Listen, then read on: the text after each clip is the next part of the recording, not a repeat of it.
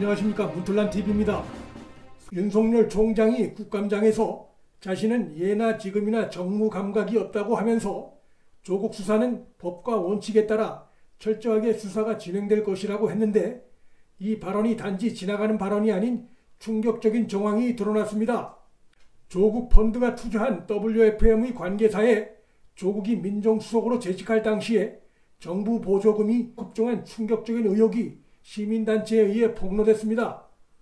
보조금 수혜사의 최대 주주인 우모 씨는 조국 펀드에 약 53억 원 상당의 WFM 주식을 무상으로 준 의혹을 받고 있어 대가성 뇌물과도 악의가 딱 들어맞는 상황입니다.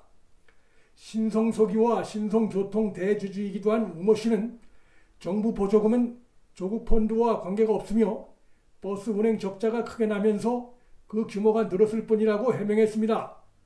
그러나 이것은 지나가는 소가우술 해명입니다. 정부 보조금이 1년 사이에 배가 늘어나는 경우는 없습니다. 더욱이 우모 씨는 조국 펀드에 뇌물을 바친 의혹을 받고 있는 상황이기 때문에 이 문제는 정권의 부패로 연결될 수 있는 심각한 사안입니다. 더 큰 문제는 이 정도 되는 의혹 사안이면 정권 핵심의 귀에도 들어갔을 텐데 아무런 조치를 취하지 않았다는 점도 매우 의심스럽습니다. 일각에선 이번 사안이 한간에 떠돌던 조국 대선 자금의 실체가 일부 드러나는 것으로 보기도 합니다. 문재인이 조국을 차기 대선 주자로 밀려고 한 정황은 이미 문재인의 국정 여기저기에서 잘 드러납니다.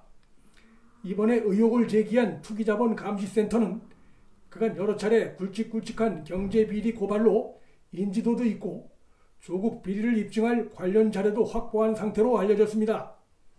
따라서 이번 의혹 제기가 사실일 가능성이 있고, 이것은 문재인 정권이 왜 그토록 조국 감싸기와 검찰 수사 견제에 나섰는가를 잘 보여주는 대목이기도 합니다.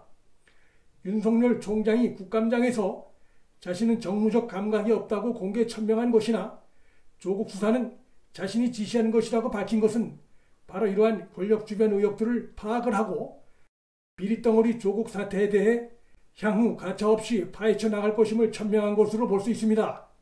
조국과 신성석유 우모 씨의 수상한 커넥션 의혹은 이것뿐이 아닙니다. 신성석유 우모 대표는 2018년 1월에 정경섭에게 주식시장에서 7,200원에 매매되는 주식을 주당 5,000원에 무려 7만 주나 처분한 바 있습니다. 여기서 정경섭은 정경심이 자신의 이름을 숨기기 위해 차용한 이름으로 보입니다. 이 같은 거래를 통해 신성석유 우모 대표는 조국 부부에게 1억 5천만 원 상당의 뇌물을 건넨 정황도 포착됐습니다. 당시는 조국이 민정수석으로 재직하고 있을 때였고, 우모 대표가 조국 부부에게 주식을 싸게 팔 때는 주가가 시장에서 최고가를 경신하고 있을 때였습니다. 누가 봐도 사기업과 민정수석 간에 현금이 뇌물로 오간 정황이 매우 뚜렷합니다.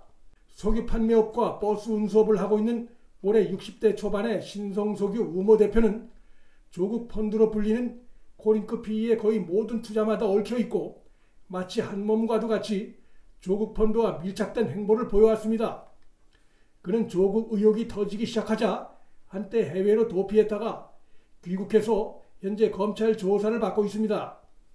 검찰은 그의 입을 통해 상당한 진술과 물증을 확보한 것으로 전해지고 있습니다.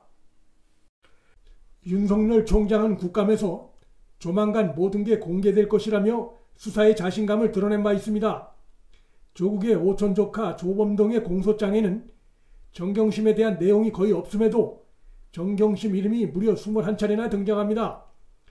이것은 조국의 아내 정경심이 조범동의 펀드 범행에 깊숙이 개입되어 있음을 잘 보여주는 방증이고, 또한 검찰이 얼마나 보안에 신경을 썼는가를 보여주는 것이기도 합니다. 정경심의 개입은 권력형 펀드 범죄의 특성상 남편인 조국의 개입을 강하게 시사하는 것입니다. 정경심이 기소되고 공소장이 공개되는 순간 조국 부부가 청와대 민정수석 지위를 이용해 어떻게 자본시장에 불법을 저질렀고, 또한 어떻게 교묘하게 부를 축적했으며 그 과정에서 어떤 권력형 커넥션이 의심되는지가 어느 정도 드러나게 될 것입니다. 조국은 민심의 압력을 못 이기고 허겁지겁 사퇴했지만 문정권과 윤석열 검찰과 문정권 간의 진검승부는 지금부터 시작이라고 볼 수 있습니다. 국감에 출석한 윤석열 총장은 법적인 논란들은 다 피해가면서 자신의 할 말은 빼놓지 않고 다하는 뛰어난 언변술을 보였습니다. 윤 총장은 검찰의 중립성, 독립성이 어느 정부 때 가장 잘 보장됐다고 보느냐는 민주당 이철희의 질의를 받고 MB정부 때 대통령 측근과 대통령형을 구속할 때도 정권에서 아무런 개입도 안 했다며 MB정부가 가장 쿨했다고 답했습니다. 윤 총장의 답변을 들은 문재인과 그 지지자들은 얼굴이 화끈거렸을 겁니다.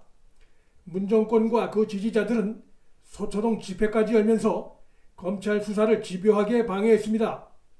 국감 다음날 윤 총장이 국감에서 자신의 답변 관련해서 보충 설명을 내놨습니다.